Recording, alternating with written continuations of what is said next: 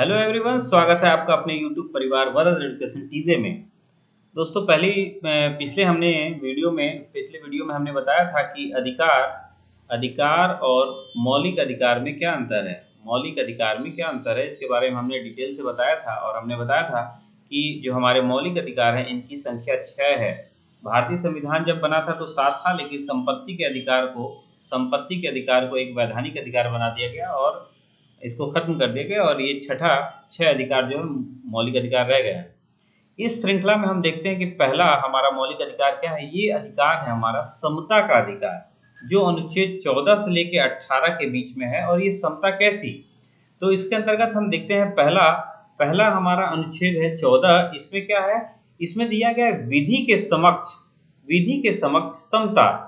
यानी कि इसका तात्पर्य क्या है, इसका तात्पर्य है कि विधि के सामने जो है सभी इक्वल हैं, बराबर हैं, ना कोई छोटा न बड़ा, न ऊंच न नीच।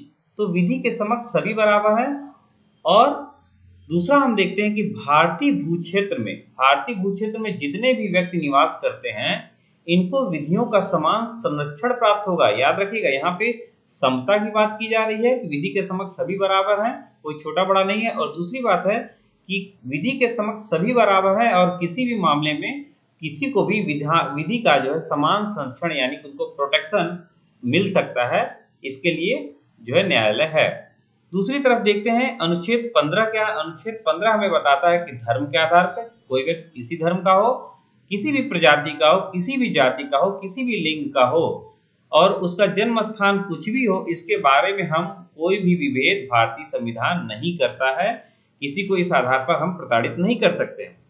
अगला देखते हैं अनुच्छेद 16 क्या है। ये इंपॉर्टेंट है। अनुच्छेद 16 बताता है कि कोई भी सार्वजनिक पद है, कोई भी पब्लिक पोस्ट है, इसकी नियुक्ति के संबंध में बताता है, रिक्रूटमेंट के संबंध में बताता है। ये कहता है कि सभी को समान अवसर प्राप्त हो, चाहे जाति, लिंग, भाषा, किसी आधार पर हम उससे कोई भी भेद नहीं करेंगे और उनको सभी को समान अवसर प्रदान करेंगे। इसका अधिकार हमारा संविधान देता है। अगला देखते हैं अनुच्छेद 17 क्या है। बहुत इंपॉर्टेंट है, इसका क्वेश्चन आता है। अनुच्छेद 17 क्या है, अस्पृश्यता का अंत की बात करता है। अस्पृश्यता से संबंधित आप लोग समझ रहे होंगे, अस्पृश्यता क्या होती है, अनटचेबिलिटी यानी कि छुआछूत की अवधारणा जो हमारे पुरातन व्यवस्था में चलती थी कि कोई व्यक्ति ऊंच है नीच है और इस आधार पर जाति व्यवस्था बनी थी और जिसके आधार पर छुआछूत का भेद किया जाता था। भारतीय संविधान व्यक्ति को एक व्यक्ति मानता है और उसको कोई वस्तु नहीं मानता जिससे छुआछूत होता हो। और इसका अंत उन्होंने कर सभी व्यक्ति की गरिमा का सम्मान किया है और सभी व्यक्ति को एक समान जो है संरक्षण दिया है, व्यवस्था दी है। अगला देखते हैं अनुच्छेद 18 क्या है। अनुच्छेद 18 जो है उपाधियों का लोप कहा गया है। पहले भारत में आजादी से पहले देखिएगा बहुत सारे व्यक्तियों को कुछ उपाधियां मिलती थी, अलग अलग देशों से कुछ उपाधि मिलती थी। और जैसे हम बताते हैं कि ब्रिटेन से एक उपाधि मिलती थी, नाइटहुड की उपाधि, और इस उपाधि के मिलने के बाद नाम के आगे सर लग जाता था, जैसे सर शंकर नायर, ऐसे कुछ करके।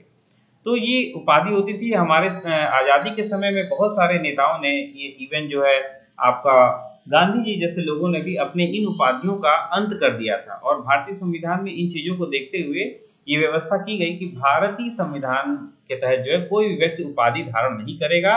हालांकि कुछ विशेष परिस्थितियों में सेना वगैरह के मामले में जो है भारतीय संविधान से जो है सरकार से जो है परमिशन के बाद जो है कुछ व्यक्तियों को उपाधियां प्रदान की गई है। तो आशा करता हूं कि आपको ये वीडियो अच्छी लगी होगी। मिलते हैं नेक्स्ट सीरीज में, इसके अगले सीरीज में। तब तक के लिए धन्यवाद। जय हिंद, जय भारत।